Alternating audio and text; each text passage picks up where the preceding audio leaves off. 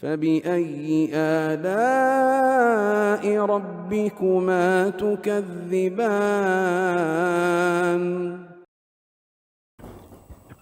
Halo Ustaz. Ya, halo. Dengan siapa di mana? Dengan Abdullah di Semarang. Baik, Pak Abdullah di Semarang. Silakan Pak Abdullah pertanyaannya. Ini saya mau tanyakan apa hukumnya menjadi atlet profesional sepak bola, Ustaz? Yang di sana kita lihat itu kompetisi diselenggarakan oleh pemerintah dengan lewat badan PSSI, dan di situ kita dikontrak dengan gaji sekian dan sekian sesuai dengan sesuai dengan kesepakatan kontrak di awal.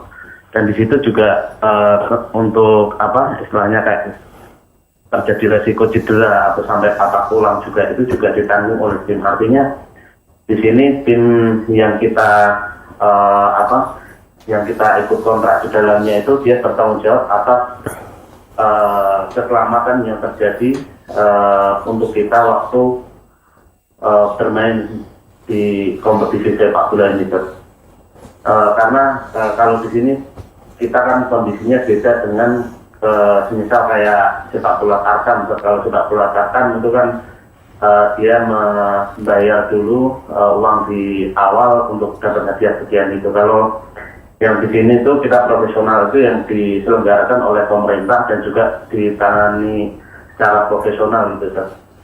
Baik, mungkin itu aja, Ustaz. Baik, jelas pertanyaannya Pak Abdullah di Semarang. Jazakallah khairan, barakallahu fiik. Fadhal.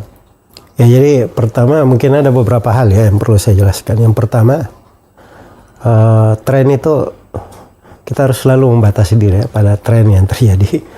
Karena kalau sepak bola itu memang tren sulit dibendung untuk sekarang. Ya. Semuanya orang sulit terpisah darinya. Ya, kita aja yang sering baca berita gitu, mungkin yang mendominasi di halaman-halaman berita itu ya seputar sepak bola. Jadi kadang nggak mau tahu pun menjadi tahu gitu. Jadi maksudnya nggak setiap tren itu kita mengukur kehidupan dengan itu. Karena keberhasilan dalam hidup, profesionalitas itu di banyak hal dibukakan. Cuma orang kan kita melihat tren ini, wah menakjubkan ini, hartanya begini, penghasilannya begini. Kadang membuat orang-orang tidak berpikir panjang. Iya.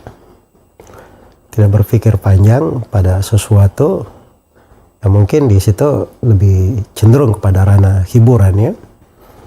Walaupun ada mana olahraga dan seterusnya, tapi kalau masalah membangun karakter sebuah bangsa, kualitas kerja, bagaimana mencerdaskan orang-orang, membentuk dari manusia-manusia di dalam negeri yang bisa berproduktivitas dan bisa berberkah untuk manusia, itu tentunya ada jalan-jalan yang telah dimaklumi.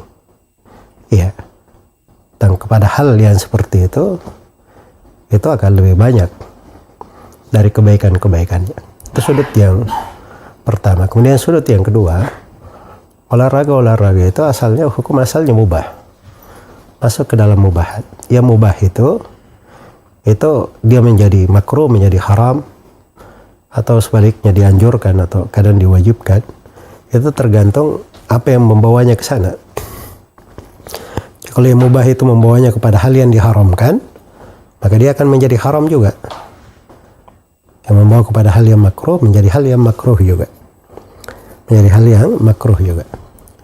Jadi sepanjang tidak ada pelanggaran-pelanggaran syariat di dalamnya, dari misalnya menampakkan aurat, terus menzalimi orang lain, atau tidak ada bentuk di dalamnya berjudi misalnya, mengajak manusia sehingga mereka ribut, berantem, membuat dosa. Ya sebab kita tidak bisa tutup mata juga ya dari kejadian misalnya yang terjadi kemarin, satu lapangan berapa puluh orang yang meninggal. Itu dahsyat sekali, mengerikan sekali. Satu nyawa saja seorang muslim yang meninggal itu luar biasa di sisi Allah Subhanahu wa taala. Ini puluhan nyawa yang meninggal. Iya. Belum lagi di belakangnya terdapat perjudian besar-besaran, ya dan seterusnya. Walaupun saya tidak katakan bahwa sepak bola itu semua yang dihasilkan darinya berasal dari judi misalnya. Sebab namanya profesional olahraga, ada hal-hal yang kadang boleh di situ, masuk dalam mubahat. Tapi ketika banyak hal yang haram mengitarinya itu harusnya kita berpikir lebih mendalam di dalam hal tersebut. Iya. Jadi kadang di tren itu kita harus pandai menjernihkan diri di dalam memandangnya. Ya, dari sudut kehidupan kita, kemaslahatan kita, untuk anak-anak kita, untuk masyarakat kita, dan seterusnya. Jangan kita lihat di sudut dan di arah itu saja. Ya.